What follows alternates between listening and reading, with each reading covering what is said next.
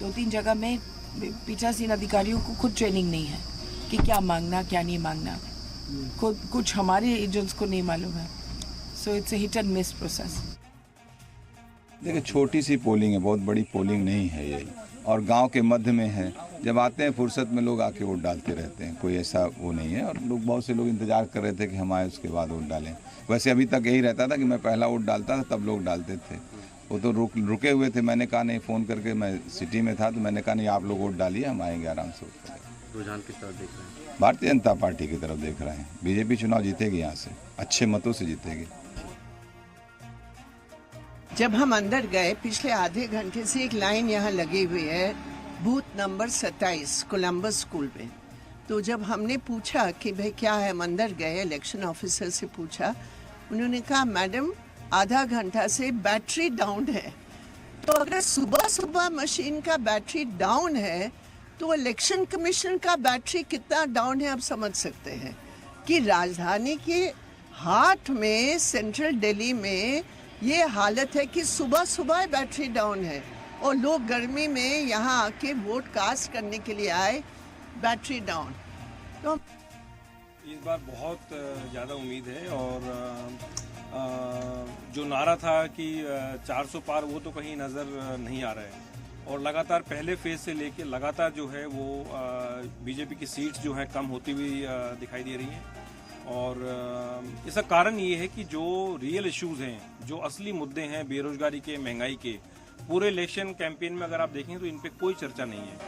और लोग जो हैं उस तरह की राजनीति से थक चुके हैं और इस बार बदलाव के लिए लोग जो हैं वोट कर रहे हैं।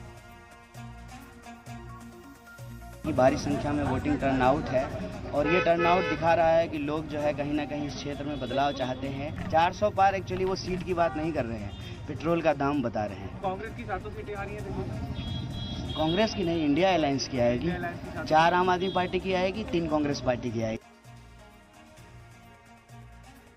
देखिए, हमें आधिकारिक सूचना मिली है कि कल शाम को एलजी साहब ने एक मीटिंग बुलाई थी, दिल्ली पुलिस के अधिकारियों के साथ मीटिंग बुलाई थी और दिल्ली पुलिस को ये इंस्ट्रक्शंस दी गई थी कि जो जो एरियाज इंडिया गठबंधन के स्ट्रॉन्ग होल्ड हैं उन सभी एरियाज में वोटिंग को स्लो कराया जाए, बैरिकेड्स को दूर लगाया जाए, बार बार वोटर्स की चेकिंग कराई जाए। अगर ऐसा होता है तो ये फ्री एंड फेयर इलेक्शंस का उल्लंघन होगा। तो हम ये उम्मीद करते हैं कि इलेक्शन कमीशन इसका संज्ञान लेगा और इलेक्शन कमीशन ऐसी किसी भी साजिश को ज़रूर रोकेगा। देखिए, आज पता चल जाएगा, आज पोलिंग का दिन है, दूध का दूध पानी का पानी हो जाएगा।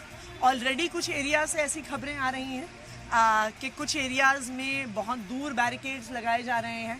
तो अगर एलजी साहब ने ऐसा नहीं किया है, दिल्ली पुलिस ने ऐसा नहीं किया है, तो हमें भी पता चल जाएगा कि ऐसा कुछ नहीं।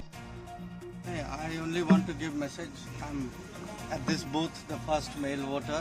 Want every strong voting today. I want everybody to come out. This is our national duty because मुझे पूरा विश्वास है कि एक बार और जो है भारत की जनता जो है विकसित भारत को अपनी वोट देगी, अब मोदी सरकार को वोट देगी।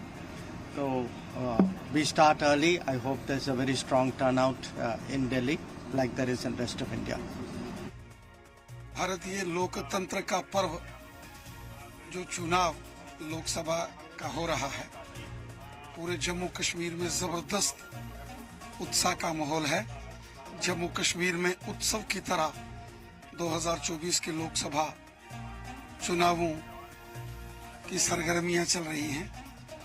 श्रीनगर पार्लियामेंट सीट पर यहाँ 40% मतदान हुआ, वहीं उत्तरी कश्मीर के बारामूला में 60% तक मतदान हुआ और आज अनंतनाग रजौरी पार्लियामेंट सीट पर भी सुबह से ही लंबी लंबी कतारें अनंतनाग, कुलगाम, जैनपुरा, शोपियान और रजौरी पुंछ से जो खबरें आ रही हैं, सुबह 7 बजे से ही लोग बड़े उत्साह के साथ मतदान में भाग ले रहे हैं। ये हमारे लोकतंत्र की विजय है। यह हमारे देश